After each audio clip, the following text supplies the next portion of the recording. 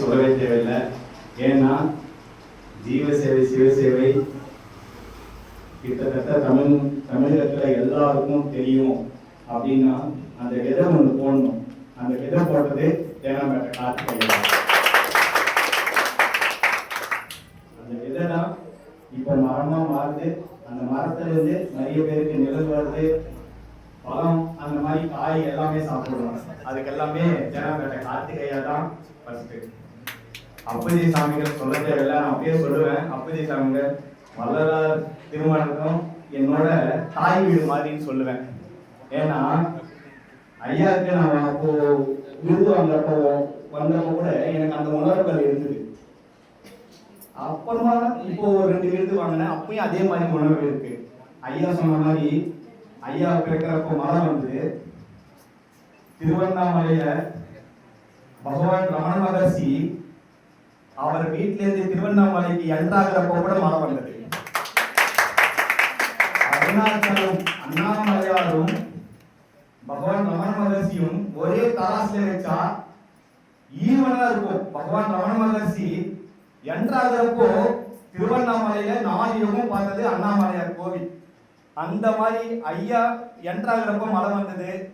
இந்த ஐயா என்ட்ராகிறப்போ இந்த பூலோகத்துல கலியுகத்துல அதே மாதிரி மழை வந்தது.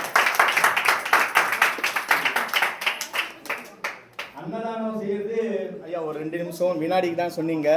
ஏன்னா நான் சொன்னேன் இல்ல அதான் தாய் வீடு, நான் உரிமை எடுத்துப்பேன், அதனால முன்னாடியே சொல்லிட்டேன் தாய் வீடு.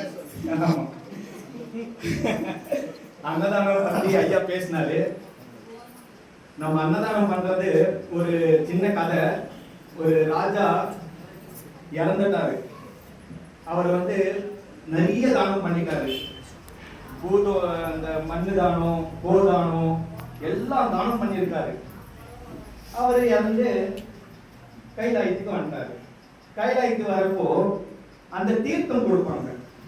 அது தேவர்களுக்கு அசுரர்களுக்கு சண்டை வந்தப்போ அந்த தீர்த்தம் இருக்குல்ல, அந்த தீர்த்தம் பேர் என்னது? அமிர்தம். எனக்கு தெரியல, அதனாலதான் உங்களுக்கு கேட்டேன். அப்போ இது கொடுக்கல. அந்த ராஜா எல்லாருக்கும் கொடுத்துட்டே இருக்கிறாங்க, ஆனா ராஜாக்கு மட்டும் கொடுக்கவே இல்லை.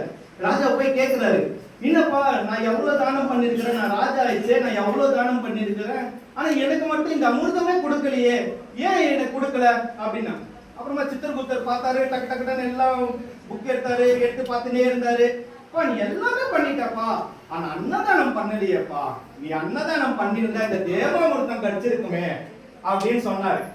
அதுக்கு அதே மாதிரிதான் நம்ம ஐயா கிட்டத்தட்ட ஒரு நாளைக்கு 1500 பேருக்கு அன்னதானம் பண்றாங்கன்னா அவருக்கு தேவாமிர்தம் கொடுக்க தேவையில்லை. அந்த தேவாமிர்தமோட கூடம் ஐயாவுக்கு கொடுக்கணும், அந்த மாதிரி கொடுக்கணும்.